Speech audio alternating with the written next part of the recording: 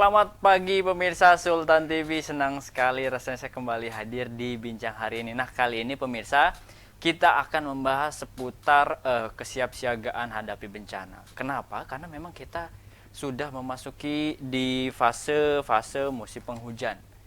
Dimulai dari bulan September, Oktober, November, yang biasanya Indonesia, terutama Banten juga termasuk, itu akan menghadapi fase cuaca di musim penghujan.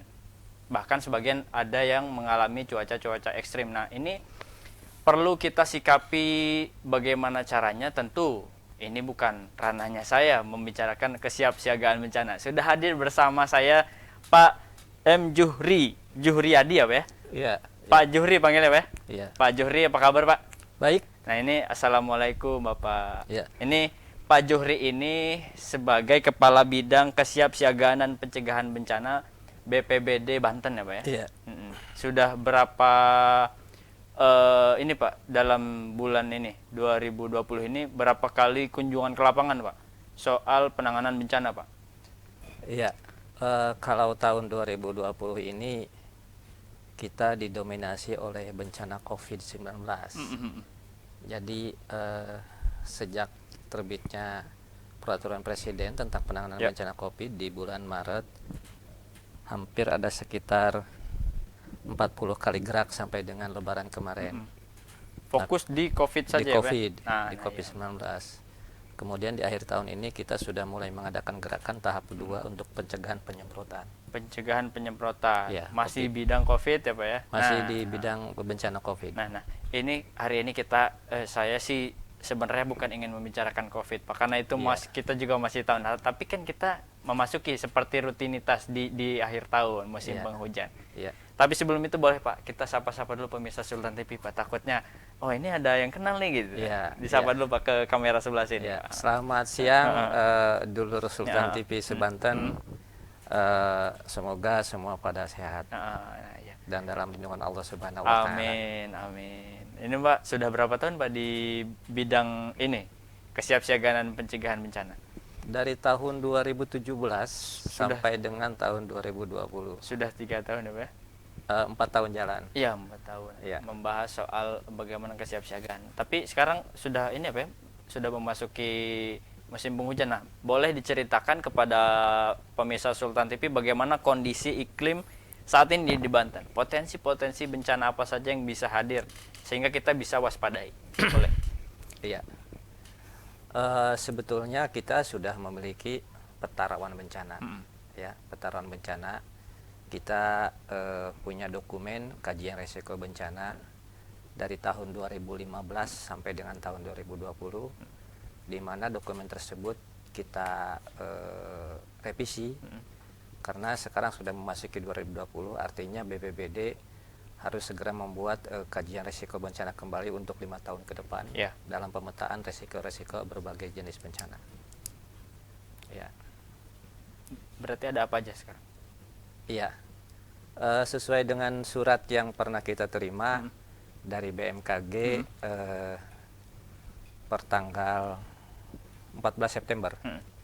Pertanggal 14 September itu tentang kesiapsiagaan bencana banjir. Banjir. Otomatis kalau ada banjir biasanya itu ada banjir longsoran, kemudian ada banjir genangan. Nah, tinggal kita memetakan di daerah mana itu hujan. Hujan kalau di lereng gunung pasti mengakibatkan banjir longsoran. Kemudian kalau di daerah perkotaan itu mengakibatkan atau menyebabkan banjir genangan. Gitu. Nah, di Banten Pak, berarti kita petakan wilayah kota dan wilayah pedesaan ya Pak ya. Katakanlah di wilayah perkotaan mungkin lebih ke arah Tangerang Raya, kemudian Kota Serang juga ada sebagian. Begitupun dengan kabupaten kota yang lainnya. Nah, ini potensi yang longsor lebih banyak daerah mana Pak? Iya, kita punya pengalaman di 1 Januari 2020. Itu untuk wilayah Pandeglang dan Lebak itu memiliki potensi banjir bandang dibarengi dengan longsoran gitu. Kalau untuk banjir perkotaan itu biasanya di Tangerang Raya dan Kota Serang.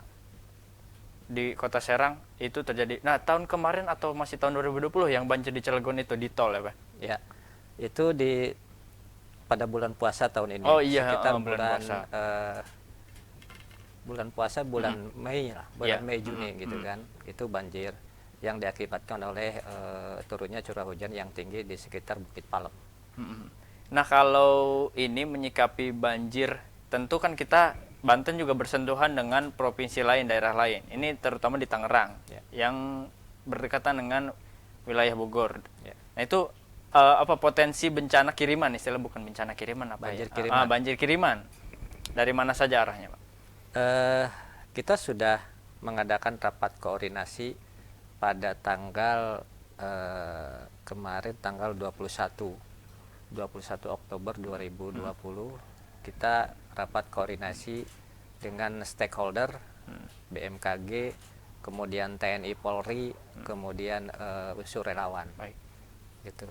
Nah, itu kita antisipasi terutama di daerah Tangerang Raya, daerah Kota Tangerang Selatan, Kabupaten Tangerang sama Kota Tangerang. Kita menghadirkan mengundang Polda Metro Jaya sama Korem 052 Wijaya Krama. Gitu. Terus ini Pak, yang menjadi persoalan adalah bagaimana kan tadi melibatkan banyak lembaga ya Pak ya. Ya. Ada TNI, Ya. Polri, kemudian ada lembaga masyarakat. Ya. Nah, tentu kan ini BPBD nggak 24 jam stay Pak. Nggak 24 jam mantengin di lokasi yang rawan bencana ini. Apa yang harus dilakukan masyarakat, antisipasi lah gitu tuh kira-kira menghadapi potensi-potensi rawan bencana ini? Kita stay 24 jam. Sudah stay berarti ya? Sudah ada posko-posko tertentu? Sudah lama kita membuat satgas 3 regu. 3 regu, regu 1, regu 2, regu 3 itu mereka jaga 24 jam di kantor Pusdalop kita. Kita punya Pusdalop, Pusat Pengendalian Operasional. Satu regunya itu 15 orang. Gitu, satu regu 15 orang diketuai oleh komandan regu gitu. Bergiliran jaga. Nah, kemudian kita punya Pusdatin, Pusat Pengendalian Data Informasi. Tadi Pusdalop ya? Iya, Pusdalop. Di Pusdalop itu kan ada ruangan Pusdatin, Pusat Pengendalian Data Informasi. Nah, itu data informasi itu memiliki koneksitas komunikasi. Koneksitas komunikasi dengan Pusdalop BPBD di kabupaten kota. Nah, itu ngeling jaringannya melalui WA grup ataupun melalui radio komunikasi. Kenapa harus ada radio komunikasi? Radio komunikasi ini digunakan pada saat terjadinya mati listrik di daerah bencana. Oh iya, nah, iya betul. Kalau dulu mah kita suka pakai HT. Nah, itu udah ngeling sekarang, termasuk dengan BMKG.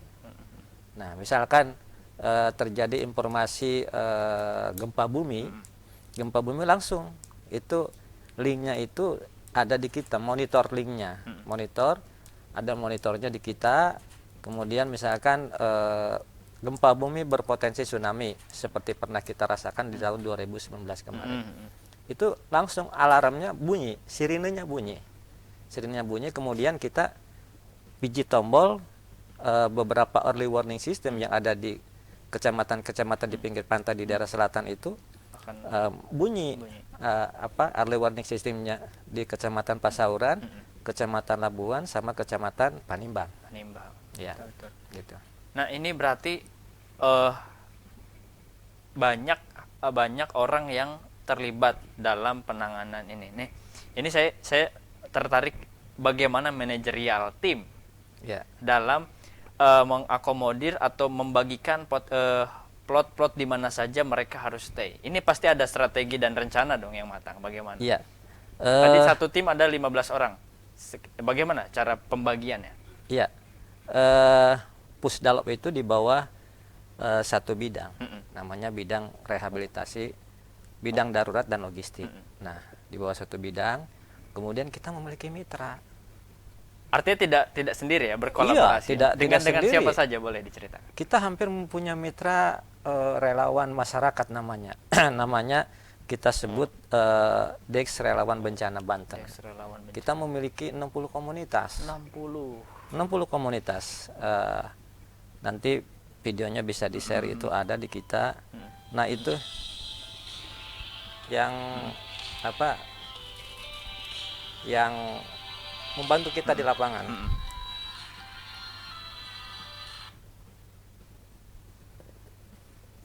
Yang membantu kita di lapangan untuk membangun dan membuat jejaring komunikasi.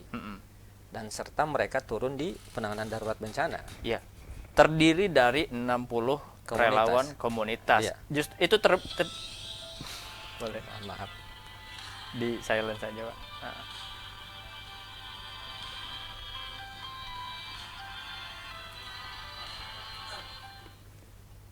Berarti sebuah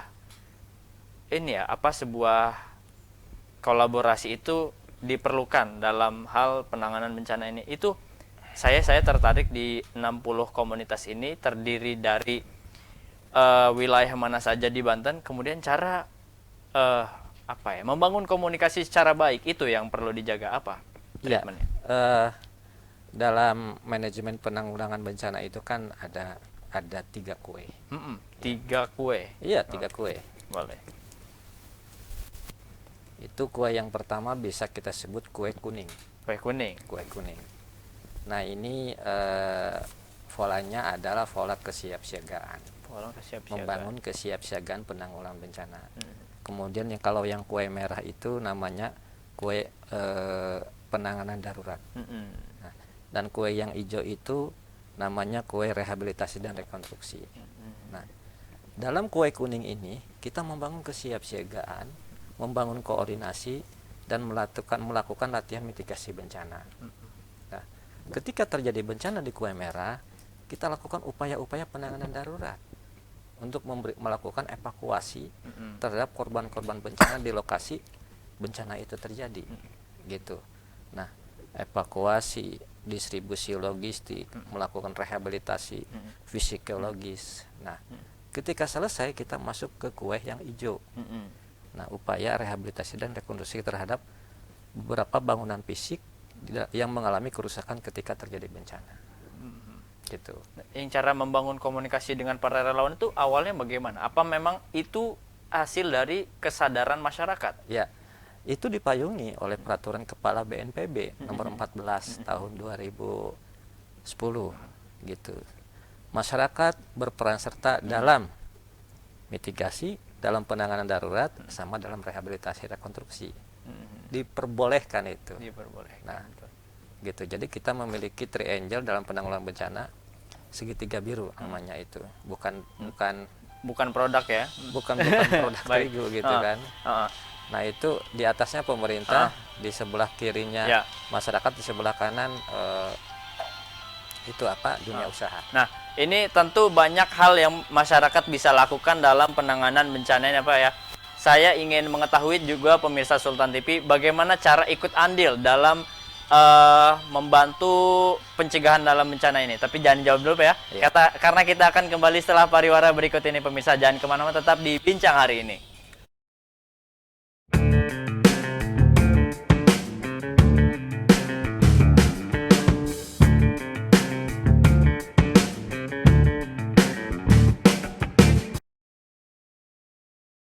Buat kamu yang harus berkantor di tengah COVID-19, menghadapi new normal adalah keharusan.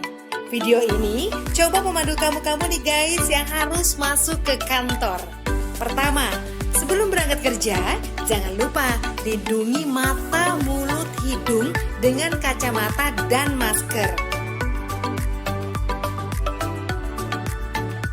Setelah masuk transportasi umum, jangan lupa guys bersihkan tangan setelah menyentuh gagang pintu atau barang di fasilitas umum. Sesampai di kantor, pastikan kamu melakukan disinfeksi barang-barang termasuk pakaian. Kemudian jangan lupa cek suhu pakai termogun. Oh iya, pastikan barang-barang dari orang lain bersih ya guys, seperti misalnya kartu ini.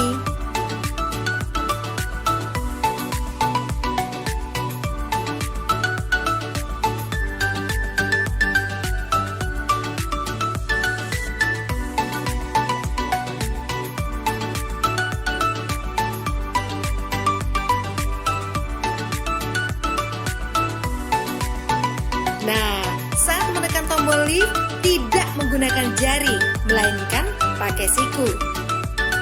Saat sampai di ruangan atau meja kerja, bersihkan kembali barang-barang secara detail.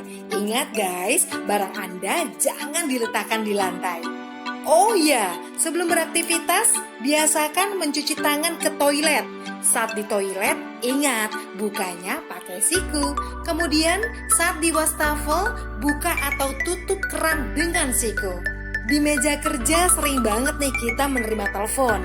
Ingat ya, bersihkan gagang teleponnya. Begitu pula saat kamu menerima paket atau dokumen atau juga uang. Pastikan guys dalam kondisi bersih dan pakai hand sanitizer. Begitupun saat kamu sedang meeting. Jangan lupa jaga jarak aman minimal 1 meter. Lebih baik lagi 2 meter.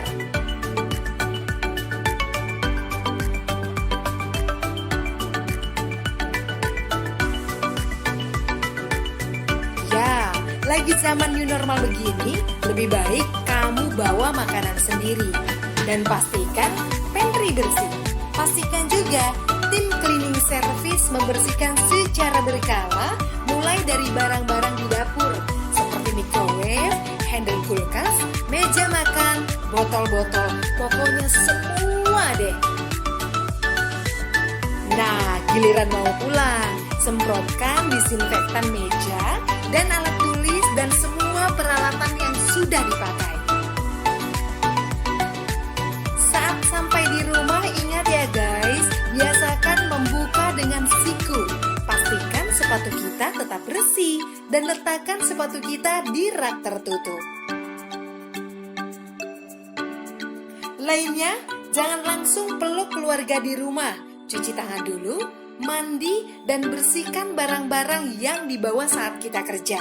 Ribet banget sih ya guys, tapi kita mesti biasakan dengan new normal ini biar kita tetap bisa bekerja dan selamat.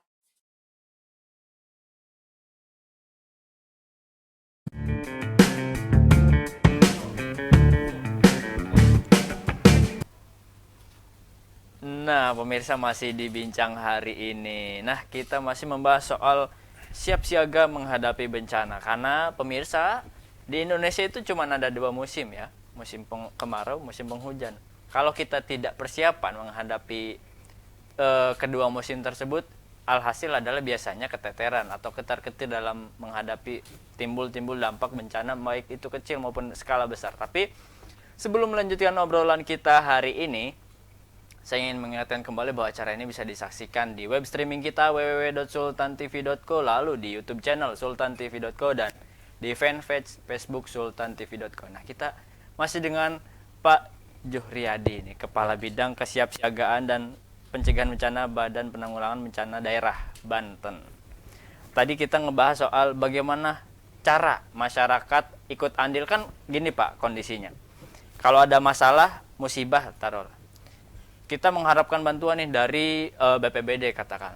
Kemudian sudah ada nih.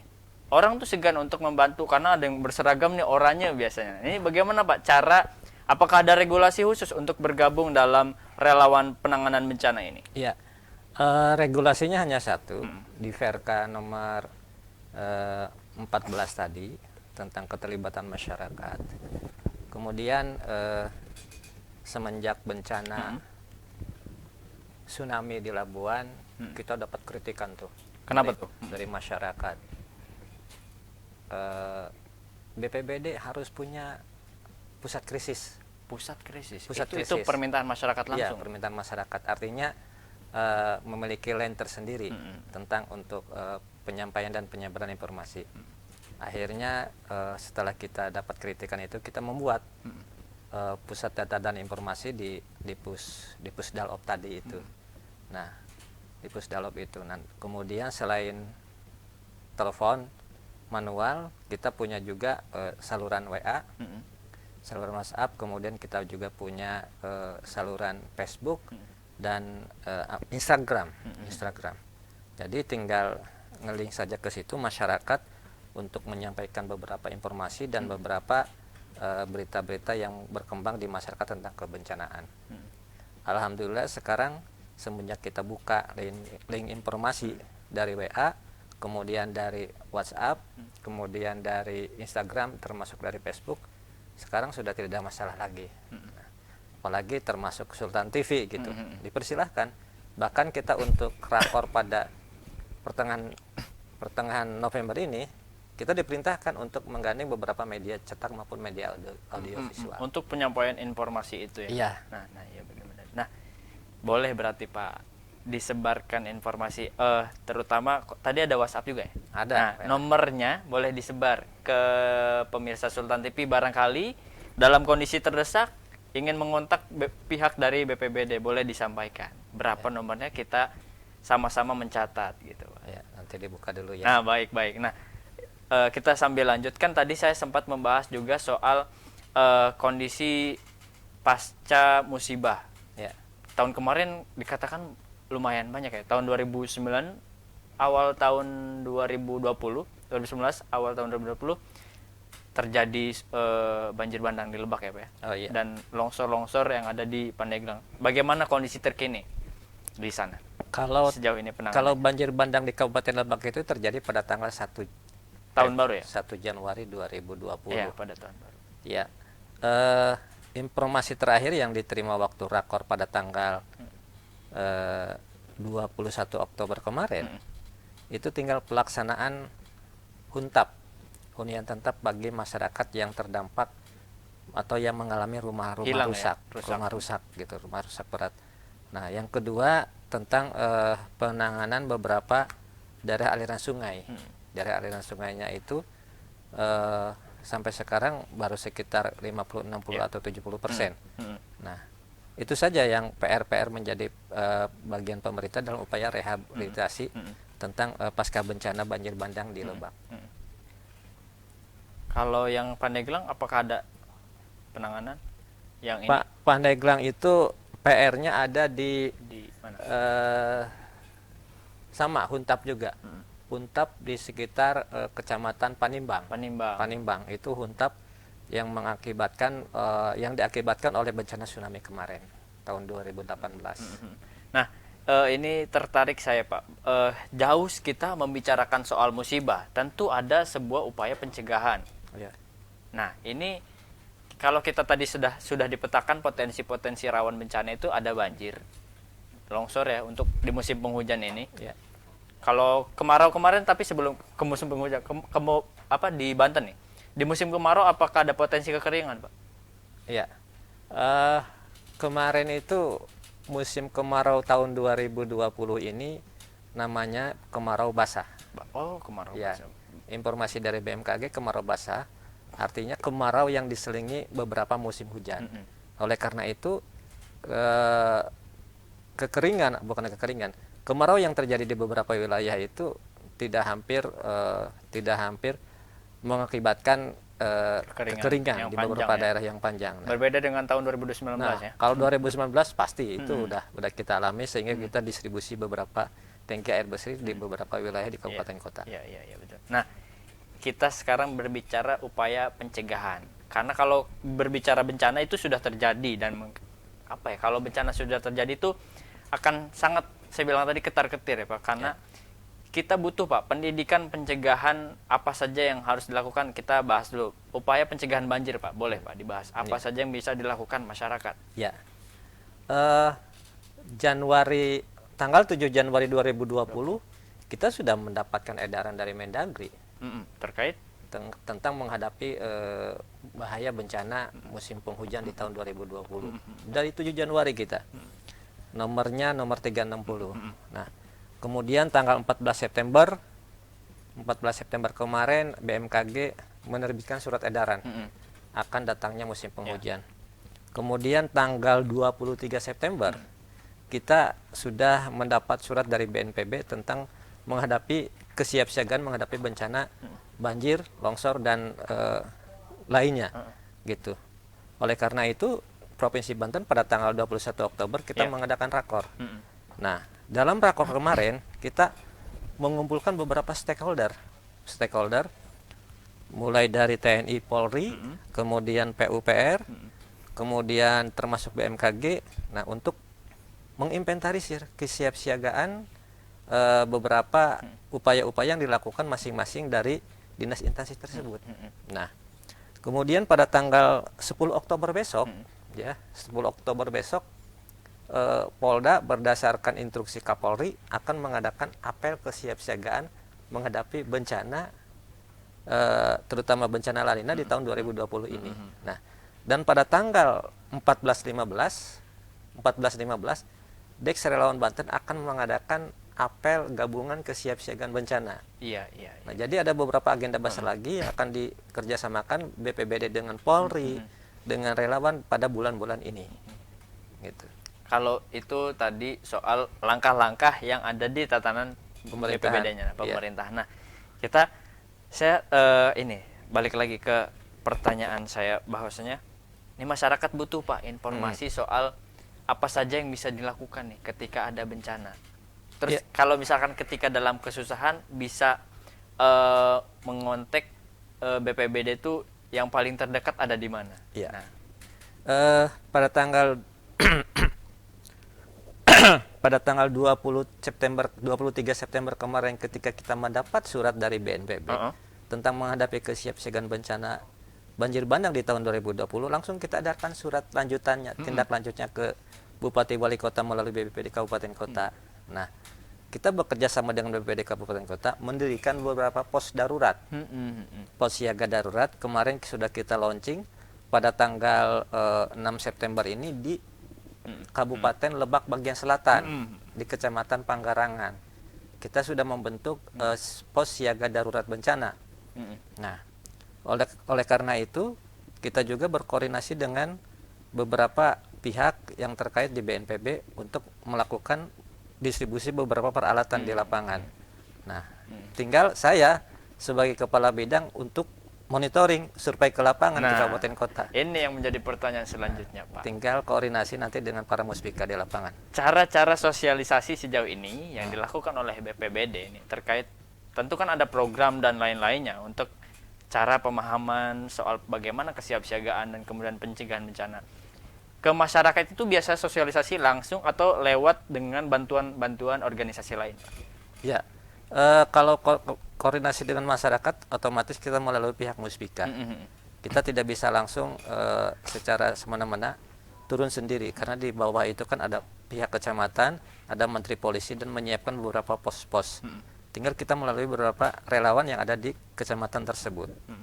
Nah, ini saya tertarik Pak, kita berbicara Banten, ada yang terlewat sepertinya potensi bencana gempa dan letusan Gunung Krakatau. Iya. Nah, boleh Pak diceritakan bagaimana pemetaan rawan bencana di daerah-daerah sekitar itu? Ya. Kemarin saya menginventarisir beberapa kejadian bencana di Banten Selatan. Ini karena kan yang sering terjadi itu di epicentrum Baya, sama epicentrum Baya sering Sumur. sekali Pak. Kemarin bahkan rilis BMKG sering sekali di Ya. sana. Itu, nah, kesiapsiagaan itu kan sekarang komunikasi lebih mudah. Tidak usah pakai telepon manual lagi, tinggal kirim WA, info BMKG seperti ini, waspada, gitu kan, melalui itu. Nah, tinggal kita perangkat pemerintah di bawahnya, di kecamatan itu kan, di selatan itu ada. Katakanlah pemerintah kecamatannya ya? Iya, iya, di selatan itu ada 6 kecamatan, mulai Cirlograng, Baya, Panggarangan, Cihara, Malingping, dan Wanasalam. Nah, saya sudah menyampaikan kepada mereka lakukan kesiapsiagaan dan waspada untuk wilayah titik-titik dikarenakan ada beberapa gempa. Nah, epicentrum yang perlu kita waspadai adalah epicentrum Sumur dan epicentrum Baya. Gitu. Nah, tinggal kita di bawahnya saja. Saya telepon, siapkan tempat evakuasi. Berapa titik jalur evakuasi. Tinggal kita lakukan kesiapsiagaan masyarakat melalui pelatihan, melalui penyampaian informasi, gitu kan. Karena di selatan itu penyampaian informasi selain melalui WA juga bisa dilaksanakan melalui radio-radio di Banten Selatan. Oh iya. Di selatan itu di Pandeglang Selatan itu ada radio Ujung Kulon. Kemudian di Labuannya ada Krakatau. Kemudian di Malingping ada radio Bahtera Selatan, termasuk di daerah Cikotok dan Bayanya, gitu. Nah itu. Saya juga tertarik ingin menanyakan bagaimana kesiapsiagaan dari tim BPBD nih. Biasanya Pak, dalam satu penanganan bencana, berapa hari BPBD itu istilahnya pantang untuk pergi dulu, pantang untuk pulang? Ini cerita santai saja. Iya. Nah. Kalau kita pengalaman di Labuan sampai 7 hari. Sampai 7 hari, terus pengalaman di banjir bandang Lebak juga sama, sampai 7 hari. Dan alhamdulillah kita masih punya relawan-relawan kita yang tangguh. Nah, karena apa? Kalau kita sifatnya kedinasan itu kan dibatasi oleh perjalanan dinas. Oh iya. Dibatasi oleh perjalanan dinas. Kalau relawan masyarakat itu kan bisa berbulan-bulan bisa berbulan-bulan di lapangan melakukan upaya rehabilitasi dan rekonstruksinya. Gitu. Betul. Nah, cara mengapresiasi, tentu relawan juga diapresiasi oleh tim BPBD ini. Cara mengapresiasi mereka bagaimana, Pak? Pertama, mengapresiasi mereka itu yang pertama kita lakukan pemberian penghargaan melalui sertifikat dan melalui beberapa undangan-undangan ke kita. Nah, dan pada saat penanganan darurat kita pernah mencoba melalui di sesi bencana COVID ini kita kasih biaya transport bagi mereka. Artinya memang BPBD juga sangat berterima kasih kepada hadirnya mereka ya, Pak? Wah, itu di bencana COVID kemarin itu ada yang 40 hari kerja, ada yang memperoleh 3 jutaan satu orang. Wah, luar biasa sekali, bentuk apresiasi ya. Iya. Gitu. Nah, kan sekarang kita memasuki era digitalisasi, Pak ya. Bagaimana transisi dari BPBD tadi kan dulu mah harus pakai HT kalau soal mengkomunikasikan, sekarang sudah ada pesan media sosial dan lain-lain. Bagaimana kesiapsiagaan soal di media sosial? Ya. Tadinya saya berharap ini diinisiasi oleh BNPB gitu kan untuk memperkuat jaringan ini. Itu namanya teks relawan bencana itu. Artinya kita membuat sebuah sistem tentang cara kerja dan mekanisme dalam tanggap darurat dari relawan kebencanaan. Nah, alatnya itu kita satukan dengan alat tipe monitor kita. Tipe monitor kita yang ada di Pusdalop itu, kita memiliki tipe monitor untuk masing-masing kabupaten kota. Basisnya Android? Android basisnya. Android basisnya. Berarti ada aplikasinya, Pak? Nah, ini yang sedang saya bangun. Ini yang sedang saya bangun. Bagaimana caranya supaya ketika terjadi bencana di suatu wilayah, misalkan di selatan di Bayah, itu bisa langsung connect ke tipe monitor kita. Iya. Gitu. Sebab kita sebetulnya kalau jaringan komunikasinya bagus, tinggal sistemnya saja yang diperkuat. Artinya butuh seorang ahli yang memiliki mencintai terhadap cara kerja sistem komunikasi ini. Nah, iya, gitu. Kita punya radio. Ini kalau ada relawan yang nonton nih, berarti boleh ditampung ide-idenya, Pak ya? Boleh ditampung gitu kan. Kita punya alat komunikasi termasuk telekonferensi juga kita punya. Telekonferensi jaringannya terhadap 10 provinsi se-Indonesia. Punya kita punya HT yang bisa dipusatkan satu titik sentral, misalkan kejadian bencana di Sumur. Nah, kita pusatkan di Sumur, tersebar itu ke beberapa jaringan HT yang khusus. Gitu. Banyak alat kita. Nih, memang ancaman digital itu kalau informasi simpang siur, Pak. Informasi hoax bertebaran. Siapa tahu, Pak, ke depan kan itu menjadi sebuah ancaman juga untuk BPBD. Informasi biasanya ini berkaitan BPBD sama BMKG nih, soal informasi-informasi bencana yang hoax. Bagaimana cara menyikapinya, Pak? Dari tim BPBD apakah ada tim khusus untuk memangkas hoax yang bersebaran? Iya. Justru oleh karena itu, nanti dalam rapat yang ketiga, kita akan mengumpulkan teman-teman media. Oh iya. Saya diperintahkan mengumpulkan teman-teman media. Undang itu media sama beberapa media cetak sama media radio termasuk audiovisual agar memberikan masukan kepada kita dalam upaya mengeliminir hoak-hoak ketika terjadi bencana di beberapa wilayah. Saya masih teringat ketika bencana di tsunami 2018 ya. 2018 itu bencana gempa selatan Lebak yang 6,1 skala Richter.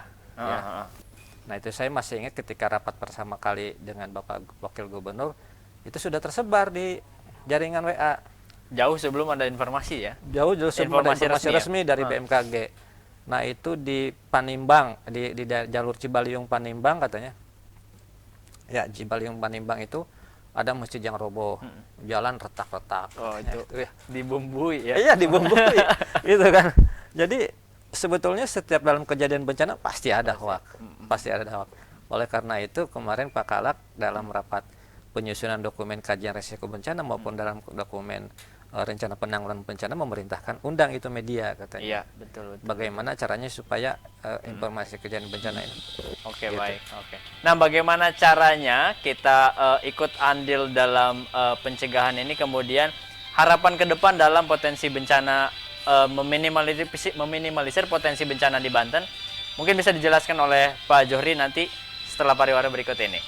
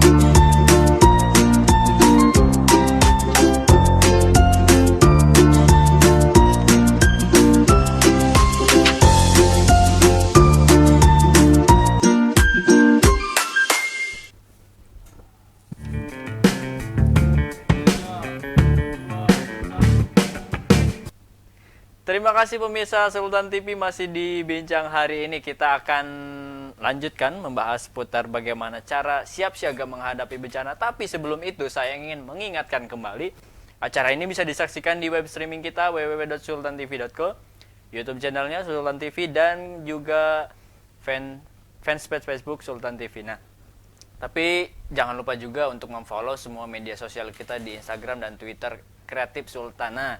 Tadi kita ngebahas bareng dengan Pak Johri nih. Kita lanjut Pak. Tadi bagaimana caranya menyikapi supaya tidak mudah panik Pak. Bencana ini karena sebuah ketakutan Pak gitu. Jangankan orang lain Pak. Saya juga kalau lihat informasi, wah ini ada informasi gempa nih dan lain-lain, itu pasti langsung panik Pak.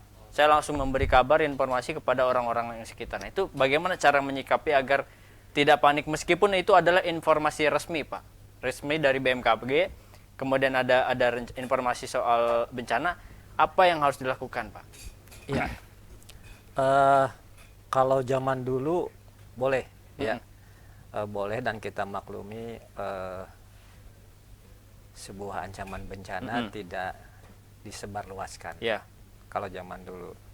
Nah, kalau untuk sekarang ya harus disebarluaskan. Misalkan potensi-potensi bencana yang ada di Provinsi Banten. Ya, dari Undang-Undang 24 itu 24 2007 ada 14 jenis bencana. 14 jenis bencana. 14 jenis bencana di Indonesia. Nah, ke-14 jenis bencana itu ada di Banten. Di Banten, betul. Ada di Banten, ya.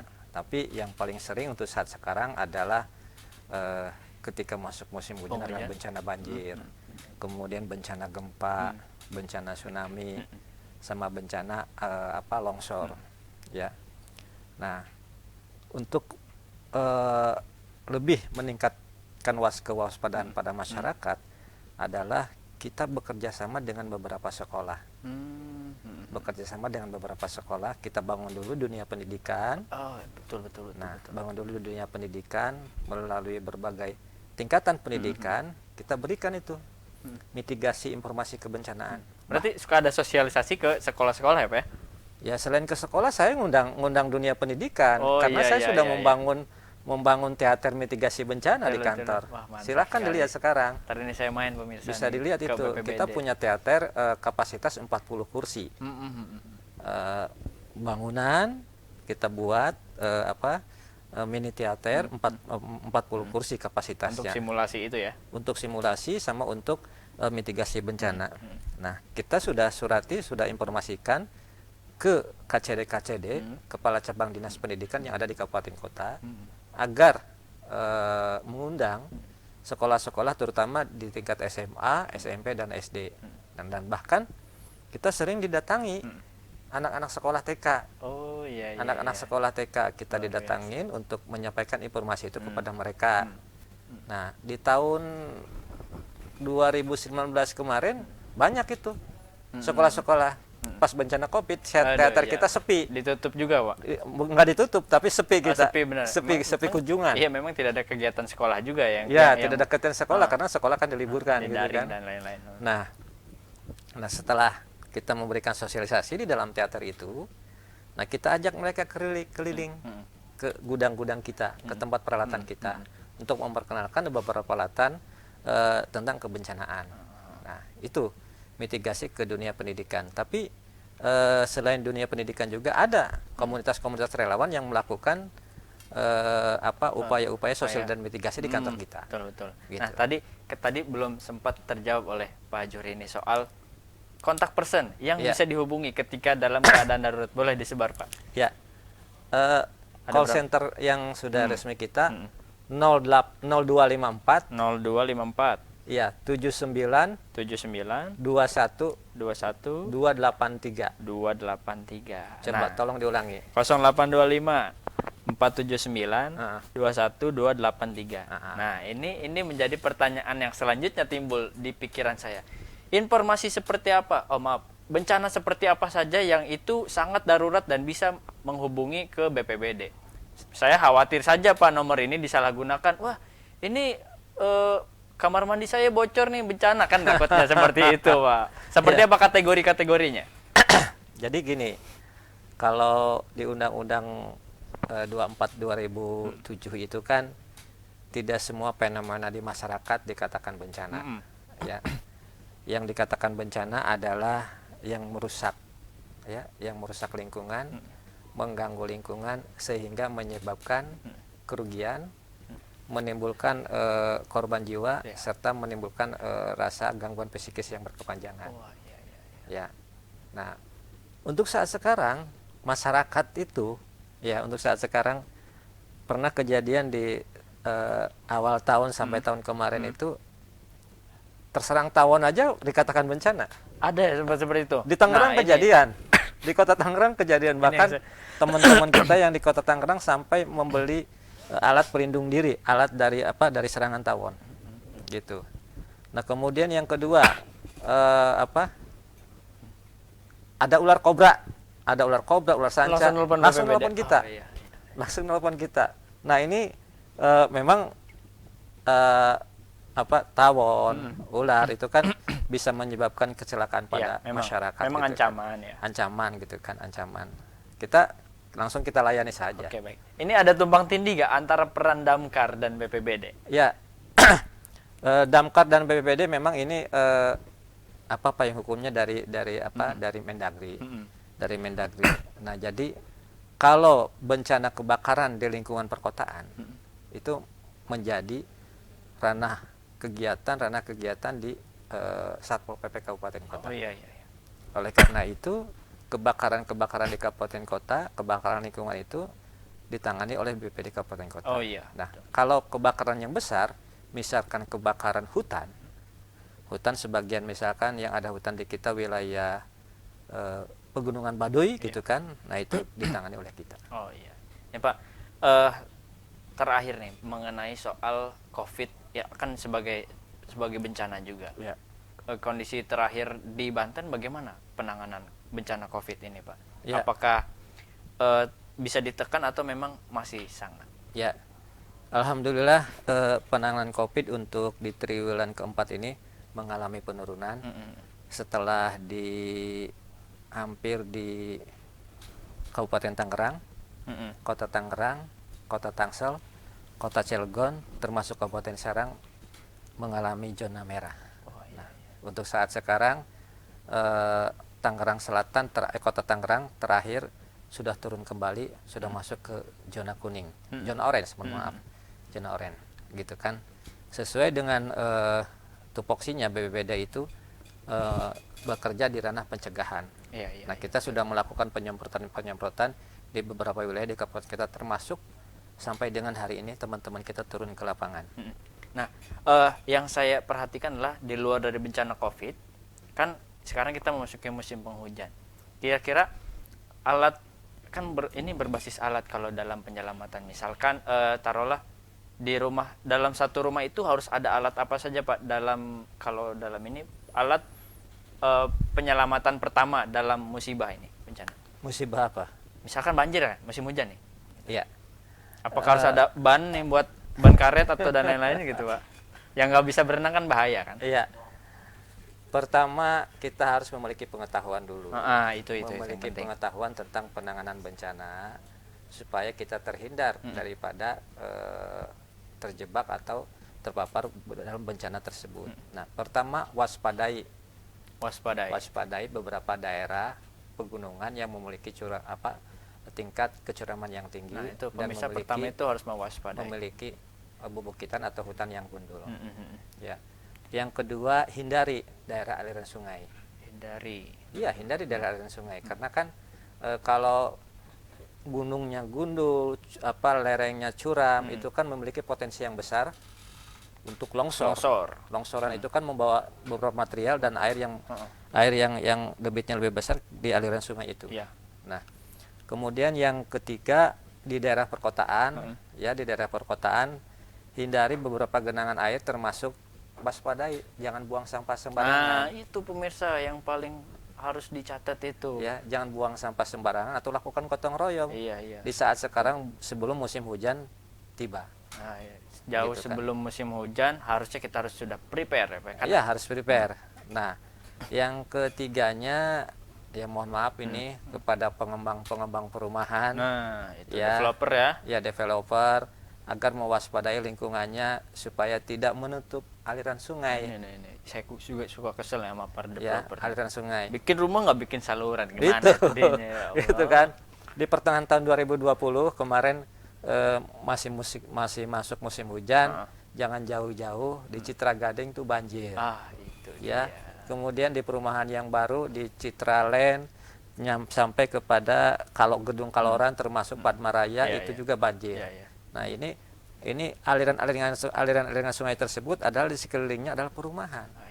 Sangat saya tidak menuduh, tidak mencurigai kepada perumahan-perumahan itu. Dimungkinkan menutup saluran air tersebut. Nah, itu dia. Itu harus jadi awareness, harus keterbukaan rasa memiliki kita ya. Kita orang situ harus membangun situasi situ juga pemirsa, jangan tak acuh ini cuek aja kan. Rasanya ini musim hujan gampang lah ada payung. Lah payung kan cuman nandein hujan, nadahin air. Air tetap jatuh ke bawah pemirsa. Nah, itu mungkin ya pemirsa Pak Juri kita membahas soal siap siaga bencana. Tapi terakhir Pak, boleh closing statement bagaimana cara masyarakat dalam siap siaga bencana ini? Baik itu bencana di musim penghujan atau di luar itu, silahkan. Pemirsa dulur Sultan TV yang saya hormati, di sesi terakhir saya ingin menyampaikan kita harus waspada di akhir tahun ini karena akan mengalami situasi yang berubah dari yang tadi musim kemarau sekarang ke musim penghujan. Biasanya dalam situasi itu terjadi situasi peralihan dari kering ke basah biasanya itu memiliki potensi puting beliung. Oh iya, iya, iya. Puting beliung di tahun kemarin kita mengalami itu di bulan November tanggal 13, saya masih ingat di Kota Serang, yang terpusat Iya. mulai dari Palima sampai dengan lingkungan Beberan ini Kena kena porak-poranda ya. kena porak-poranda gitu kan. Beberapa rumah gentengnya pada berterbangan. Oleh karena itu hindari pohon-pohon tinggi, kemudian kalau bisa diupayakan ditebang mulai dari sekarang supaya jangan terjadi terpaan atau paparan angin puting beliung tersebut. Kemudian yang kedua, lakukan gotong royong di lingkungan komplek masing-masing, di perumahan masing-masing, supaya jangan terjadi genangan air di lingkungan. Kalau air sudah tergenang kan biasanya masuk ke perumahan. Gitu. Itu saja beberapa closing statement dari saya. Nah, terima kasih Pak Johri sudah bersedia mampir di Sultan TV. Semoga kita bisa bersinergi antara media dan Badan Penanggulangan Bencana ini. Ya. Ya, jangan berarti kita harus berkolaborasi Pak ya, karena Harus. di masa seperti ini tidak bisa adu gengsi, malah harus berkolaborasi pemirsa. Nah, itu pemirsa obrolan kita seputar bagaimana siap siaga menghadapi bencana. Yang paling saya tangkap adalah kita harus mewaspadai kondisi sekitar kita, kemudian harus menghindari apabila itu berbahaya, dan terakhir kita harus punya rasa memiliki terhadap lingkungan itu. Siapa lagi kalau bukan kita kan yang membuat suasana itu menjadi sehat, aman, dan jauh dari kata bencana. Nah, terima kasih Pak Johri berkenan hadir. Kita pamit undur diri. Saya Agus Maulana selaku host. Mohon maaf apabila ada salah kata. Wassalamualaikum warahmatullahi wabarakatuh. Waalaikumsalam warahmatullahi wabarakatuh.